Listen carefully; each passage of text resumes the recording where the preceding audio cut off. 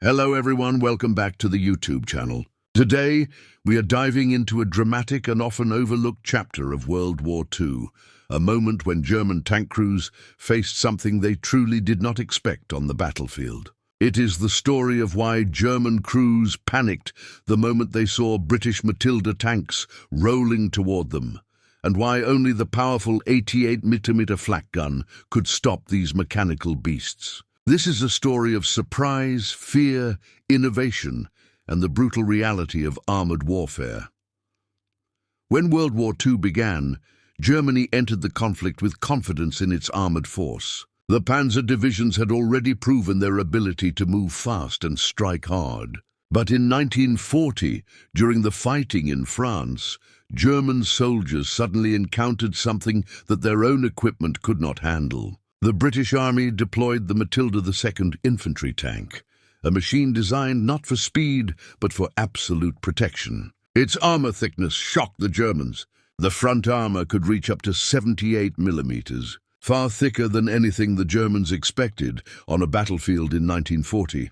German tanks at that time, including the Panzer III and Panzer IV, carried guns that struggled to penetrate armor even half that thickness. As the Matildas advanced, German crews fired desperately. Shell after shell smashed against the Matilda's hull, but instead of causing damage, the rounds simply bounced off. The German 37mm anti-tank gun, known as the door knocker because it was so weak, was almost completely useless. Even the short-barreled 75mm gun on early Panzer IVs could not reliably stop a Matilda. German troops watched in disbelief as their shots had no effect at all. The psychological impact was enormous. Soldiers later wrote that it felt like shooting at a giant iron wall that refused to fall. The Matilda's slow speed did not matter in these moments. What mattered was that it could move forward under a storm of German fire and still survive. Infantry supporting the Matildas advanced confidently, knowing the German tanks nearby could not stop them. Many German tank crews described a sense of helplessness they had never felt before. In some areas, entire units were forced to retreat simply because Matildas were approaching. The fear was not because the Matilda was a perfect tank. It was because the Germans had nothing available on the field to defeat it. This is where the 88mm Flak gun enters the story. Originally designed as a high-altitude anti-aircraft gun, the German 88 was never meant to be a tank killer. But in 1940, desperate German commanders realized that the only weapon strong enough to pierce the Matilda's armor was the mighty 88mm. It was powerful, long-barreled and fired shells with tremendous velocity. When used against tanks, it was devastating. But setting up an 88mm gun to fight Matildas was risky and difficult. These guns were huge, heavy, and required a crew to position them properly. Most importantly, they needed time.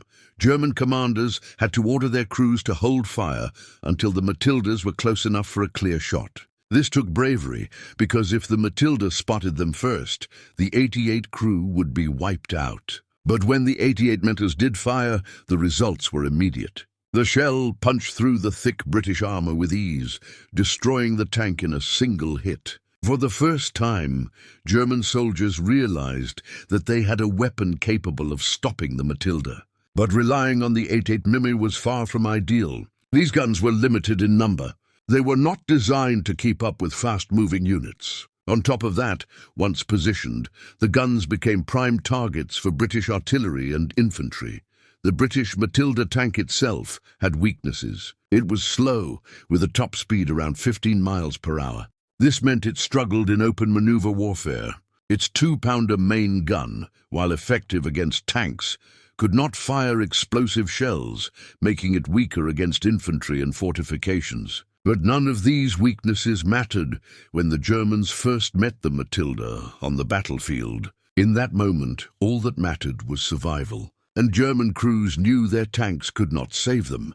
The Battle of Arras in May 1940 is one of the most famous examples of Matildas striking fear into German forces. British and French units launched a counterattack that caught German troops off guard. Matildas rolled through German lines, absorbing fire from every direction. German vehicles were destroyed, infantry retreated and panic spread quickly. Even Erwin Rommel, one of Germany's most respected commanders, was shaken by the attack. He wrote that the sudden appearance of these heavy tanks caused a serious crisis in the German advance. Only when he ordered 88mm guns into position did the Germans manage to stop the attack.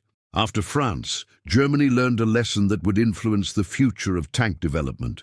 They realized that future battles would require more powerful guns and thicker armor. This experience helped push Germany toward developing tanks like the Tiger I and Panther. But in 1940, none of those machines existed.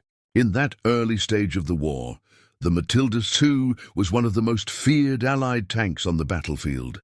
The panic that German tank crews felt was real. They were trained to fight other tanks, but they never imagined they would face something their weapons could not harm. The feeling of sitting inside a Panzer, firing desperately as a Matilda slowly approached, must have been terrifying. Even the sound of shells bouncing off the Matilda's thick armor became a symbol of German frustration.